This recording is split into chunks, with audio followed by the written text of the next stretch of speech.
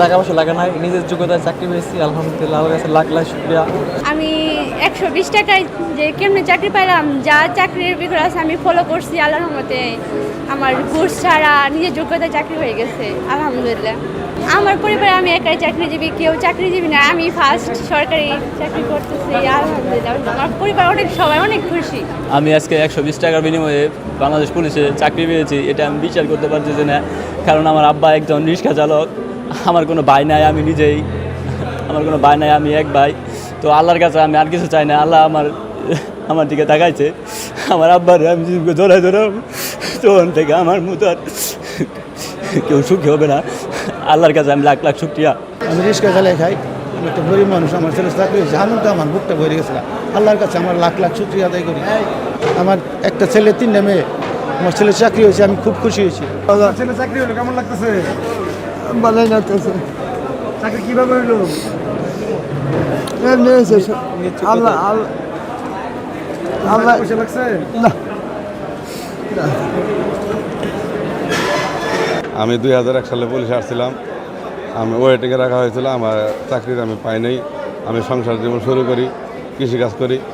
আমার স্বপ্ন, আমার ঘরে আল্লাহ তাআলা চায় সন্তান দান করেছেন। আমার স্বপ্ন আমার পূরণের জন্য আল্লাহ তাআলা যেন আমার এক ছেলে দিয়েও করে, এই আশা প্রত্যাশা নিয়ে আমি আছি।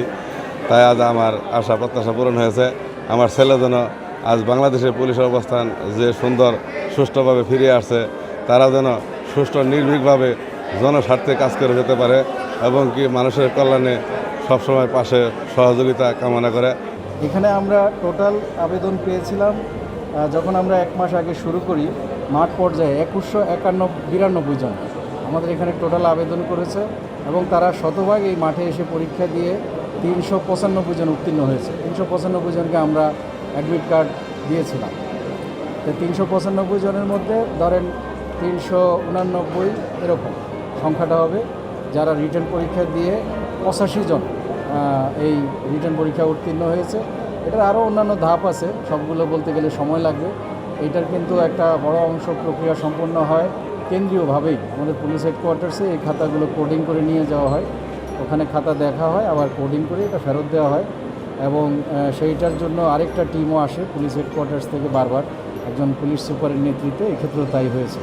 ওনারা এই টেবুলেশনটা করে দেওয়ার পরে শুধুমাত্র ভাইভাটা আমরা এখানে আমাদের ময়মনসিংহ রেঞ্জের সম্মানীয় ডিআইজি স্যার যে এখানে টিম করে দিয়েছেন, উনি হচ্ছেন এডিশনাল এসপি জামালপুর জেলা, ইনি হচ্ছেন এডিশনাল এসপি নেত্রকোনা জেলা। ওনারা সহ আমার এই কমিটি আমরা এই কাজটা এখন সম্পূর্ণ করেছি।